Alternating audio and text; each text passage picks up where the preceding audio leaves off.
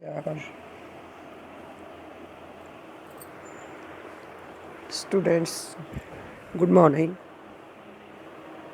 क्या आपको पता है कि आपकी कौन कौन सी पुस्तकें हैं? एक है वसंत और दूसरी बाल महाभारत कथा।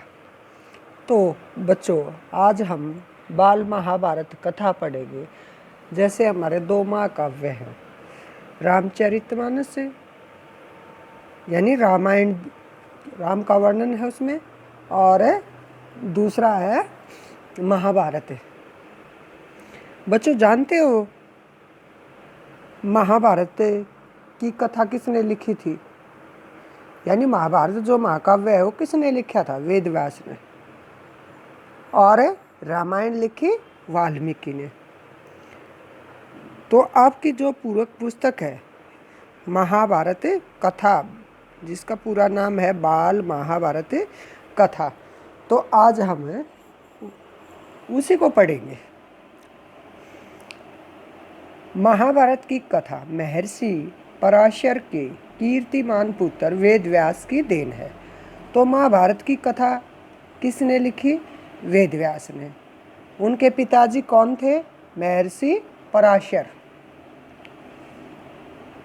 व्यास जी ने महाभारत की यह कथा सबसे पहले अपने पुत्र सुखदेव को कंठस्थ कराई। कंठस्थ होता जबानी याद कराना। किसे कराई? अपने पुत्र सुखदेव को। और बाद में अपने दूसरे शिष्यों को। पहले तो अपने पुत्र सुखदेव को करवाई और फिर अपने अन्य शिष्यों को। मानव जाति में महाभारत की कथा का प्रसार महर्षि वैशंपायन के द्वारा हुआ। वैशंपायन कौन थे? व्यास जी के प्रमुख शिष्य थे। ऐसा माना जाता है कि महाराजा परीक्षित के पुत्र जन्मेजय ने एक महान यज्ञ किया और इस महायज्ञ में सुप्रसिद्ध पौराणिक सूत जी भी मौजूद थे। ये सूत जी नाम है यहाँ पर। सूत जी ने समस्त ऋषियों की एक सभा बुलाई। जो सूत जी ने ऋषियों की सभा बुलाई उसके अध्यक्ष थे महर्षि शौनक। सूत जी ने ऋषियों की सभा में महाभारत की कथा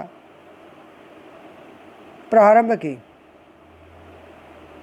की महाराजा शांतनु के बाद उसके पुत्र चित्रांगद हस्तिनापुर की गद्दी पर बैठे।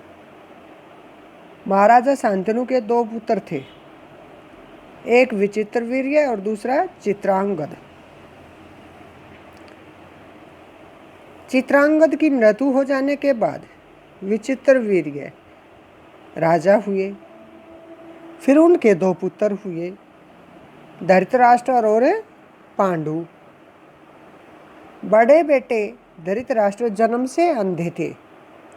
पता है ना बच्चों, आप जानते हो, आपने महाभारत देखी है कभी?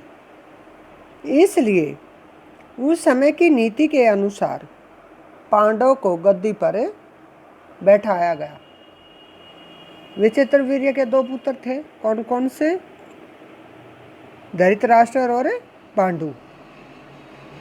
पांडु ने कई वर्षों तक राज्य किया।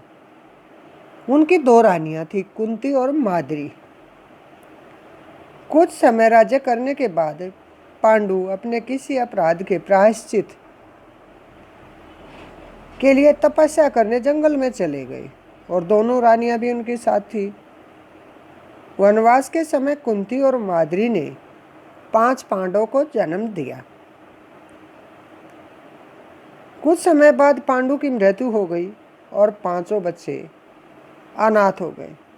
उनका लालन पालन ऋषि मुनियों ने ही किया। जब युधिष्ठिर 16 वर्ष के हुए तो ऋषियों ने 5 कुमारों को हस्तिनापुर ले जाकर पितामह भीष्म को सौंप दिया। किन्हें सौंप दिया? 5 पांडवों को। 5 पांडव बुद्धि से तेज और शरीर से बली थे। उनकी प्रखर बुद्धि और मधुर स्वभाव से ने सब के मन को मोह लिया था। यह देखकर धृतराष्ट्र के बेटे कौरव उनसे जलने लगे और पांडवों को कष्ट पहुंचाना शुरू कर दिया। दिन पर दिन बीतते गए और पांडवों और कौरवों में बैरभाव बढ़ता चला गया। अंत में पितामह भीष्म ने दोनों को किसी तरह समझाया और उनके बीच संधि कराई। संधि होता मेल। भीष्म के आदेशानुसार कुरु राज्य के 2 हिस्से किए गए, एक हस्तिनापुर है और दूसरा इंद्रप्रस्थ। वैसे तो खांडवप्रस्थ था और खांडवप्रस्थ मिला था पांडवों को, उन्होंने उसका नाम बदल कर इंद्रप्रस्थ रखा था। कुछ दिनों राजा लोगों में चौसर खेलने का आम रिवाज था।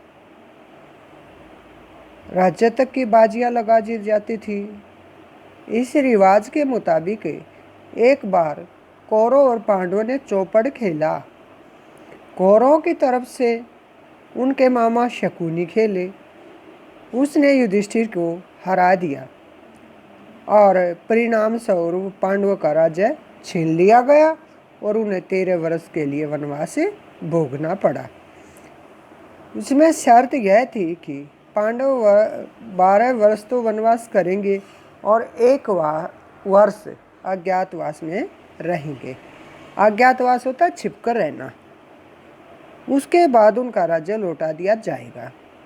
द्रौपदी के साथ 5 पांडव 12 वर्ष वनवास और 1 वर्ष अज्ञातवास में बिताकर वापस लौटे, पर लालची दुर्योधन ने लिया हुआ राज्य वापस करने से इनकार कर दिया, यानी मना कर दिया कि मैं नहीं दूंगा। अब अतः पांडव को अपने राज्य के लिए लड़ना पड़ा।